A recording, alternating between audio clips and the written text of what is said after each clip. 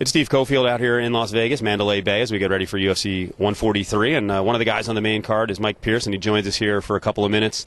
We had a chance to talk actually yesterday as well, but I wanted to expand on some of the stuff we were talking about. And I'm really intrigued by the 170 division. You're part of the mix.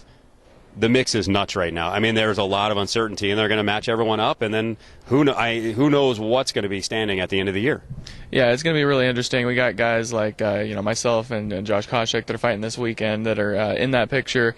Another guy that I've fought recently, Johnny Hendricks, he's also in that picture.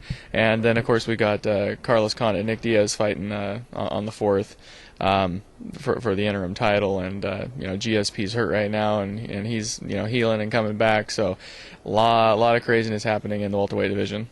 Well, there's a chance that obviously someone is going to win the interim title this weekend, but that guy's going to have to fight again. So you could have the interim winner never get the GSP because you have to have him fight at least once, because George probably isn't coming back till November. He could fight twice. You could have multiple interim champions before you get the GSP. Right, and something I read on the internet a couple days ago, Johnny Hendricks was actually talking about wanting the winner of this interim title, and he's in a good spot to be asking for that and potentially get it. So. Yeah, I mean, there's just a lot of things that could happen, and who knows, who's going to be fighting GSP, later on. The great Joyce Valdez is behind the camera. She was debating with me earlier. I'll give her props. Although in this one, maybe you agree with her. What sort of value do you put on Johnny's victory? Because she was making the argument that what did he prove? It was a quick knockout. Fitch was off a long layoff. I'm like, it's a knockout. I mean, you can't lose credit for a knockout, can you? Yeah, I mean, just because they got a knockout doesn't mean that it discredits their ability to fight. I mean, Johnny's a tough guy. He was a national champion. Fought a lot of tough guys in the division so far, and in this sport, these sorts of things happen. I mean, this is why we love MMA. It can go, a full 15 minutes or full 25-minute championship fight, or it can end early. People get KOs and TKOs are quick and early on in the fights, and that's why we love the sport. So, I don't think it takes anything away from his victory. How'd that make you feel?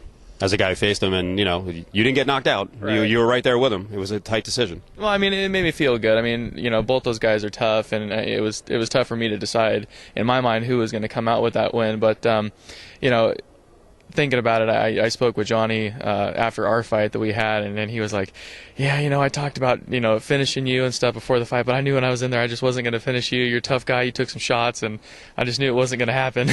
But yeah, I mean, he hits hard, and he just happened to catch John at the perfect time, and got that win. But it made me feel good watching that fight. Well, this could be another changing of the guard fight. Obviously, Fitch gets knocked down a little bit. Johnny moves up. Ellenberger. There's some other young guys we can get into, but for you, this is a grand opportunity to take out one of the two guys. Fitch and Koscheck have kind of been the gatekeepers to get the GSP. Yeah, for a long time, those guys have, been at the top. They've had their chances, fighting for the title. Josh Koscheck just recently, again, fought GSP for the title. And, these guys don't make it to the top by accident. They're good, skilled guys. And, I think this is a great opportunity for me to, take advantage of an opportunity and get a win and move myself up.